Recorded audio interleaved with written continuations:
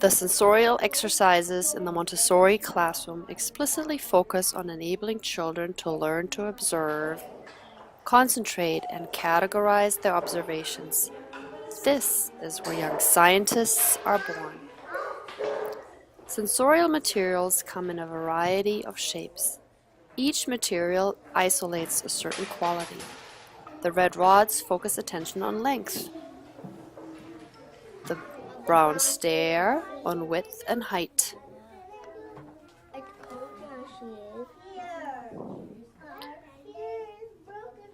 Other materials, like these knobless cylinders, change in height and width simultaneously.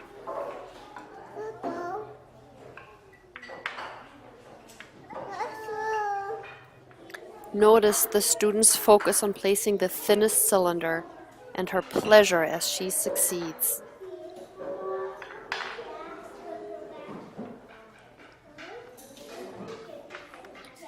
This little girl is comparing and matching the sounds made by shaking different cylinders. This girl is comparing musical tones and matching bells by the tones they produce.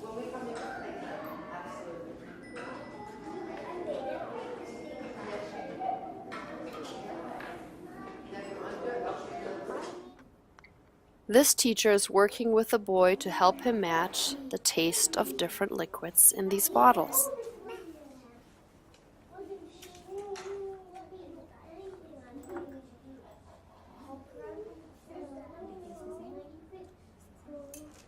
More advanced sensorial work introduces, for example, geometric shapes, such as here with the constructive triangles.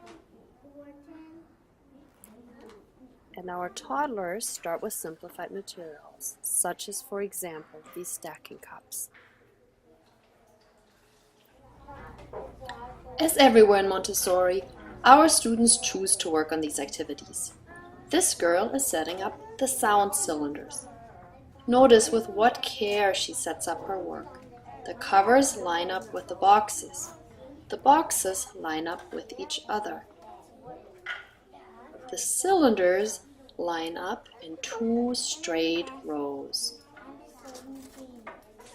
Observe the concentration on her face as she listens to the sound to match the cylinders.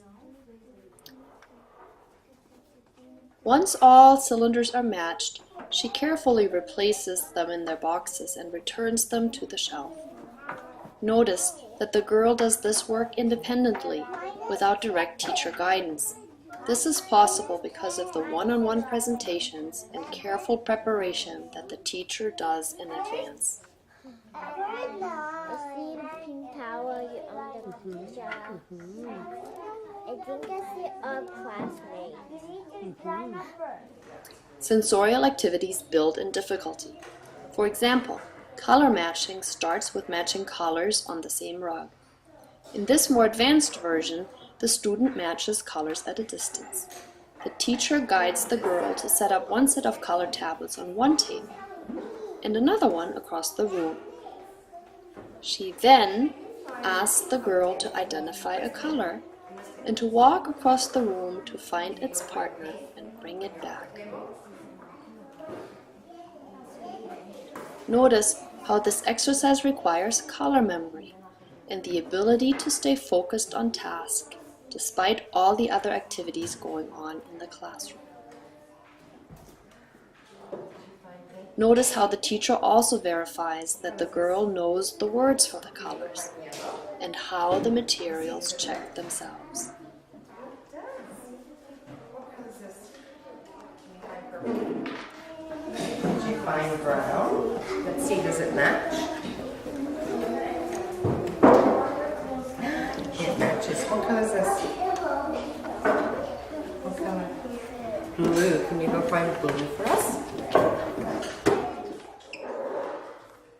This quality of being self-correcting is also obvious with a pink tower. Here, the teacher guides the boy as he starts with his work. But he doesn't need her to see if he does his work right. Observe how the materials help him correct himself when he makes an error.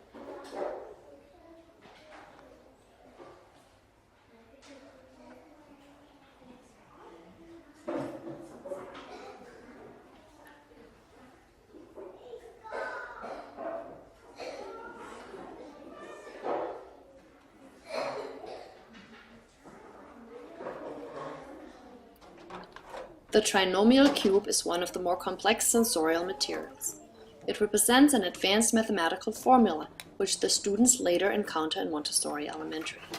But it is also a challenging puzzle, which requires the student to apply skills he has learned before. He attends to color and size, and he has to concentrate to put the whole puzzle together. This is a great exercise to try when you visit a classroom.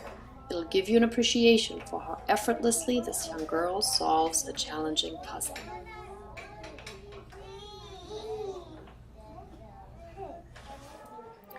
Through the sensorial exercises, the world opens up for our students. Their observational skills help them as they branch out and, for example, study geography by putting together puzzle maps of the world. Their skills in classifying and vocabulary help as they learn about biology. Their ability to listen closely and distinguish sounds is a foundational skill for learning written language.